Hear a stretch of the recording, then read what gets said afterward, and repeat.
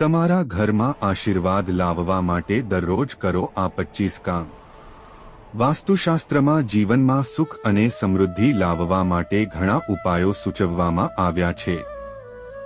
જો ઘરમાં સુખ સમૃદ્ધિ નથી કે ઘણા પ્રયત્નો પછી પણ તમારું બેંક બેલેન્સ નથી વધી રહ્યું તો રોજ કરો આ 25 કામ। તો મિત્રો, તમારી ચેનલ ગુજરાતી વોઇસ પર તમારું સ્વાગત છે અને તમે અમારી પર નવા હોય તો વિડીયોને લાઇક કરી ચેનલને સબસ્ક્રાઇબ કરી દેજો અને કોમેન્ટ બોક્સમાં જય શ્રી લક્ષ્મી માતા અવશ્ય લખવું। ઘરમાં માત્ર આશીર્વાદ જ રહેશે એવું માનવામાં આવે છે કે દરરોજ આ 25 કામ કરવાથી ધનનો પ્રવાહ શરૂ થશે અને ઘર અને ઘરની વસ્તુઓમાં સમૃદ્ધિ આવશે। ઘરમાં આશીર્વાદ હોવું ખૂબ જ જરૂરી છે। દરેક વ્યક્તિ પૈસા કમાય છે, પરંતુ પૈસાની સાથે સાથે ઘરમાં આશીર્વાદ લાવવાનું પણ ખૂબ જ જરૂરી છે। કારણ કે જ્યારે લક્ષ્મી તમારા ઘરે આવે છે ત્યારે તે આશીર્વાદ લઈને આવે છે, પરંતુ જો ઘરમાં આશીર્વાદ નથી તો સમજી લેવું કે કંઈક ખોટું છે। આપણે બધા આપણા ઘરમાં આશીર્વાદ ઈચ્છીએ છીએ, પણ આપણે માટે કામ કરશો નહીં। જો તમારા ઘરમાં સમૃદ્ધિ નથી તો તમે ઈચ્છો તેટલી મહેનત કરી શકો છો, લો પણ કોઈ પરિણામ મળતું નથી। માતા લક્ષ્મી તમારા ઘરને ત્યારે જ સંપત્તિથી ભરી દે છે જ્યારે તમે તેના માટે સખત મહેનત કરો છો। તો ચાલો જાણીએ કે ઘરમાં આશીર્વાદ લાવવા માટે રોજ કયા કયા કાર્યો કરવા જોઈએ। પરંતુ તે પહેલા, જો તમે પણ ઈચ્છો છો કે લક્ષ્મી માતાના આશીર્વાદ તમારા પર રહે તો આ વિડીયોને લાઇક કરો અને ચેનલને સબસ્ક્રાઇબ કરો અને કોમેન્ટ બોક્સમાં ચોક્કસથી જય લક્ષ્મી માતા લખો। એક વાસ્તુ અનુસાર સાંજે પૂજા કરતી વખતે સરસવના તેલનો દીવો પ્રગટાવો અને તેમાં 2 લવિંગ નાખો। આમ કરવાથી ઘરમાં આશીર્વાદ તો રહેશે જ, તેની સાથે જ તમારા અને તમારા ઘર પર દેવી દેવતાઓની કૃપા અને નિવાસ રહે છે। 2. દરેક શુભ કાર્યમાં કપૂર બાળવામાં આવે છે। તેને બાળવાથી તમારા ઘરમાંથી નકારાત્મક ઉર્જા દૂર થાય છે અને ઘરમાં સંપત્તિ વધે છે। તેમજ આમ કરવાથી ઘરમાં આશીર્વાદ રહે છે। કપૂર સળગાવવાથી તમારા ઘરમાં સુખ સમૃદ્ધિ આવે છે। તેનાથી ઘરમાં દેવી લક્ષ્મીનો વાસ રહે છે। 3. વાસ્તુશાસ્ત્ર અનુસાર પક્ષીઓને દરરોજ ભોજન આપવું જોઈએ।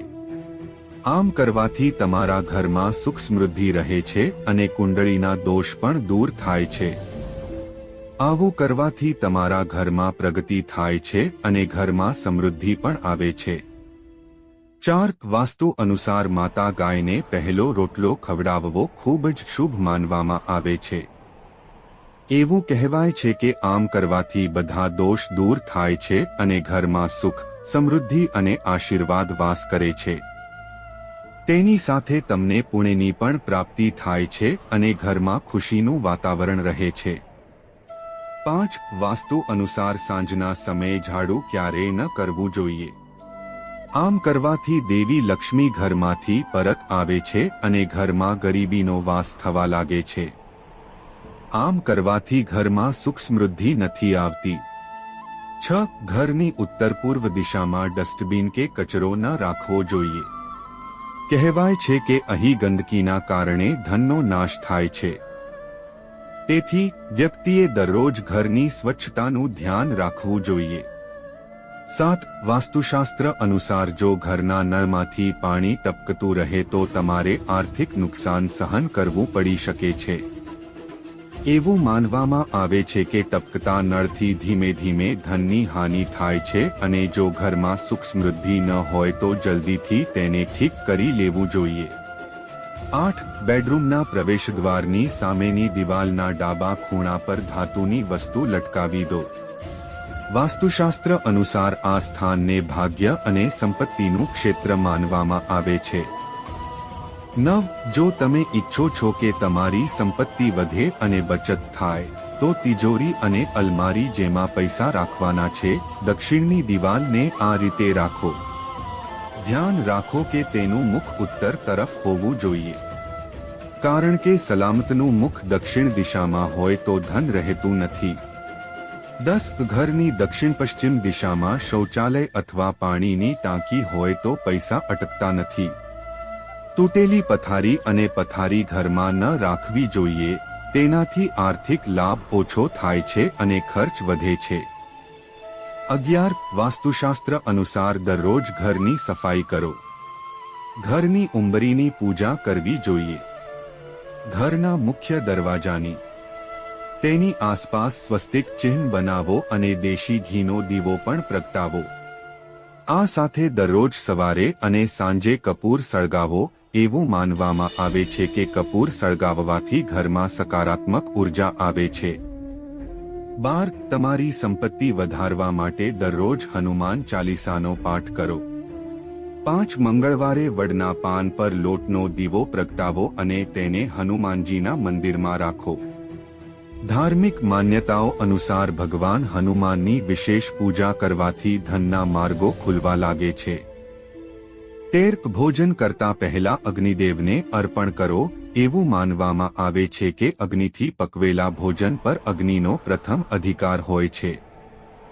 અગ્નિ દેવતાને અન્નકૂટ અર્પિત કરવાથી ઘરમાં અન્નનો ભંડાર ક્યારે ખાલી થતો નથી. 14 હિન્દુ ધર્મમાં પીપળનું વૃક્ષ પૂજનીય માનવામાં આવે છે. શનિવારના દિવસે સ્ટીલ કે ચાંદીના વાસણમાં કાળા તલ, કાચું દૂધ, ગંગાજળ, ગોળ અને મધ નાખીને પીપળના ઝાડના મૂળમાં અર્પણ કરો. ત્યારબાદ સરસવના તેલનો દીવો પ્રગટાવો. દર શનિવારે કરો આ કામ. એવું માનવામાં આવે છે કે આ કરવાથી દુર્ભાગ્ય દૂર થઈ જશે. 15 ઘરમાં સમૃદ્ધિ અને સુખની ખાતરી કરવા માટે દેવી લક્ષ્મીની પૂજા કરો. દેવી લક્ષ્મીનું ધ્યાન કર્યા પછી કપાળ પર શુદ્ધ કેસરનું તિલક લગાવો. કપૂરથી માતાની આરતી કરો. થોડા કપૂરને સળગ્યા વિના ઘરમાં કોઈ જગ્યાએ રાખો. આમ કરવાથી વાસ્તુ દોષ દૂર થાય છે. 16 ઘરની પૂર્વ દિશા પીળી હોવી જોઈએ. ખાસ કરીને પૂજા સ્થળની પૂર્વ દિવાલનો રંગ પીળો હોવો જોઈએ. કહેવાય છે કે પૂર્વ દિશામાં પીળો રંગ હોવાને કારણે ધન પ્રાપ્તિની શક્યતાઓ ઊભી થવા લાગે છે. તેથી જે લોકો ઝડપથી પૈસા મેળવવા માંગતા હોય તેઓએ ઉપાય લેવો જોઈએ. 17 કહેવાય છે કે જે ઘરોમાં સ્વચ્છતા નથી ત્યાં નકારાત્મકતા રહે છે, જેના કારણે ઘરમાં ગરીબી ફેલાય છે. તેથી જેમને પૈસા જોઈએ છે તેઓ તેમના ઘરે આવે છે. તેઓએ પોતાના ઘરમાં સ્વચ્છતા જાળવવી જોઈએ. ખાસ કરીને ઘરના ખૂણાઓ અને દિવાલોને સાફ કરો. ઘરના કોઈ પણ ભાગ પર ધૂળ જમા ન થવા દો. 18 વાસ્તુશાસ્ત્રમાં ધન પ્રાપ્તિની પદ્ધતિઓમાં મની પ્લાન્ટને સૌથી વિશેષ માનવામાં આવે છે. એવું કહેવાય છે કે આ છોડને મની પ્લાન્ટ નામ આપવામાં આવ્યું છે કારણ કે તેમાં એવી ઉર્જા છે કે તે ઘરમાં પૈસા આકર્ષે છે.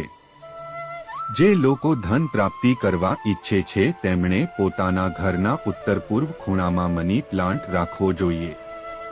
જો તેના પાંદડા સૂકવવા લાગે છે તો તેને અન્ય છોડ દ્વારા બદલવું જોઈએ.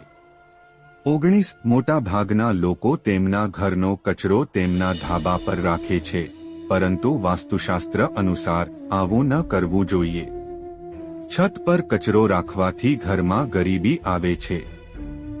જો તમે ઈચ્છો છો કે તમારા ઘરમાં પૈસા આવવાની સંભાવના હોય તો તમારે શક્ય તેટલી વહેલી તકે તમારા છત પરથી કચરો દૂર કરવો જોઈએ. 20 વાસ્તુમાં મોરના પીંછાને ખૂબ જ ખાસ માનવામાં આવે છે. ઘરમાં મોર પીંછા રાખવાથી કીડાઓની સંખ્યા ઓછી થાય છે અને સકારાત્મક ઉર્જાનો સંચાર પણ વધે છે. એવું માનવામાં આવે છે કે મોર પીંછાનો સંબંધ ભગવાન કૃષ્ણ સાથે છે. ઘરમાં મોર પીંછા રાખવાથી વ્યક્તિ ભગવાન વિષ્ણુના તમામ અવતારોનું ધ્યાન કરે છે. જો શક્ય હોય તો પૂજા સ્થાન પર મોર પીંછા મૂકો. 21 આપણા બધા ઘરોમાં તુલસી રાખવી ખૂબ જ શુભ માનવામાં આવે છે. તુલસીનો છોડ ઘરનું વાતાવરણ શુદ્ધ કરે છે અને દરેક પ્રકારની ગરીબી દૂર કરે છે. શિયાળામાં તુલસીના ઝાડની ખાસ કાળજી લેવી પડે છે. શિયાળાની ઋતુમાં તુલસીના ઝાડને ખુલ્લા આકાશની નીચે ન રાખવું જોઈએ કે તેને દુપટ્ટા કે કોઈ સુતરાઉ કપડાથી ઢાંકીને રાખવું જોઈએ. દરરોજ સાંજે તુલસીની નીચે દીવો પ્રગટાવવાથી તમારી બધી સમસ્યાઓ દૂર થઈ જાય છે. ઘરમાં હંમેશા આશીર્વાદ રહે છે. 22. ઘરમાં ભગવાન ગણેશની મૂર્તિ સ્થાપિત કરવી ખૂબ જ શુભ માનવામાં આવે છે. જો શક્ય હોય તો તમે તમારા ઘરમાં નૃત્ય કરતા ગણપતિની મૂર્તિ અથવા ચિત્ર સ્થાપિત કરો. ઘરમાં આ મુદ્રામાં ભગવાન ગણેશની મૂર્તિ કે ચિત્ર ખૂબ જ સુખદ અને સુખદ માનવામાં આવે છે. આવા ગણપતિનો ફોટો પૂર્વ કે ઉત્તર દિવાલ પર લગાવવો જોઈએ. 23. વાસ્તુ નિષ્ણાતો અનુસાર ઘરના ડ્રોઈંગ રૂમમાં પક્ષીઓની તસવીર લગાવવી શુભ હોય છે. એવું કહેવાય છે કે લિવિંગ રૂમમાં ઉડતા પક્ષીઓની તસવીર લગાવવી ફાયદાકારક છે. 24. વાસ્તુશાસ્ત્ર અનુસાર ઘરમાં 7 ઘોડાની તસવીરો લગાવવી શુભ હોય છે. એવું માનવામાં આવે છે કે તેનાથી ઘરમાં સકારાત્મક ઉર્જા આવે છે અને ઘરમાં દેવી લક્ષ્મીની કૃપા પણ આવે છે. વાસ્તુ અનુસાર 7 ઘોડાનું ચિત્ર હંમેશા ઘરની પૂર્વ દિશામાં લગાવવું જોઈએ. 25. વાસ્તુશાસ્ત્ર અનુસાર ઘરમાં પૂજા મંદિર હંમેશા પરબ દિશામાં રાખવું જોઈએ. જો આ શક્ય ન હોય તો તેને પૂર્વોત્તર ખૂણા, ઈશાન ખૂણામાં રાખવું જોઈએ. તે યોગ્ય માનવામાં આવે છે. આ સિવાય પૂજા ઘર અથવા પૂજા મંદિરમાં ધૂપદીપ અને પૂજા સામગ્રી રાખવા માટે દક્ષિણ પૂર્વ દિશાનો ઉપયોગ કરવો સારું રહેશે. આ તમામ માહિતી જનહિતને ધ્યાનમાં રાખીને આપવામાં આવી રહી છે. તમારી આસ્થા અને આસ્થા પર જ્યોતિષ અને ધર્મના ઉપાયો અને સલાહ અજમાવો. વિડિયોનો હેતુ માત્ર તમને વધુ સારી સલાહ આપવાનો છે. અમે આ સંબંધમાં કોઈ પણ પ્રકારના દાવા કરતા નથી. જો તમને વિડિયો પસંદ આવ્યો હોય તો વિડિયો લાઈક કરો અને ચેનલને સબસ્ક્રાઇબ કરો.